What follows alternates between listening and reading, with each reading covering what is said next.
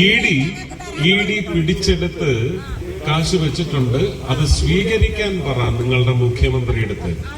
നിങ്ങളുടെ മുഖ്യമന്ത്രിയുടെ അടുത്ത് ചേച്ചി അധികം വർത്താനം പറയല്ലേ. നിങ്ങളുടെ മുഖ്യമന്ത്രിയുടെ അടുത്ത് പറയുക, ഇ ഡി ആ കാശ് ബാങ്കിൽ അടച്ച് നിങ്ങൾക്ക് തരാനുണ്ടെങ്കിൽ അത് സ്വീകരിക്കാൻ പറയാതെ. അതെ അതെ ആ അതെ, അതാ ഞാനിപ്പോ പറഞ്ഞു. നിങ്ങളുടെ മുഖ്യമന്ത്രിയുടെ അടുത്ത് പോയി ഇ ഡി പിടിച്ചെടുത്ത കാശ്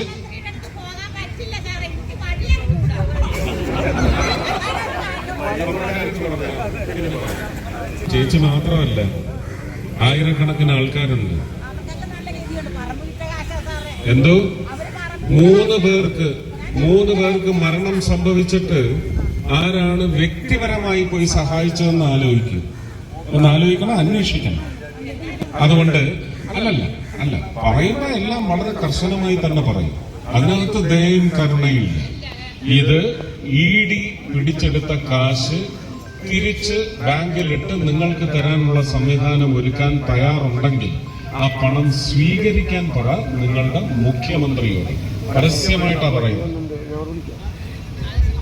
അതിന് നിങ്ങളുടെ MLA കാണണം.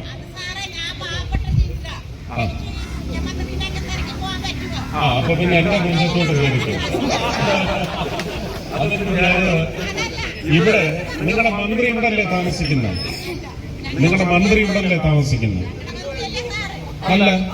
അല്ലല്ല, ഞാൻ ഈ രാജ്യത്തിന്റെ മന്ത്രിയാണ്. ഞാൻ അതിനുള്ള മറുപടിയും തന്നു കഴിഞ്ഞു. ഇതേ പറ്റി നിങ്ങൾ മുഖ്യമന്ത്രിയെ കണ്ട് ആ തുക സ്വീകരിക്കാൻ പറ. എന്നിട്ട് അത് നിങ്ങൾക്ക് വീതിച്ചു തരാൻ പറ.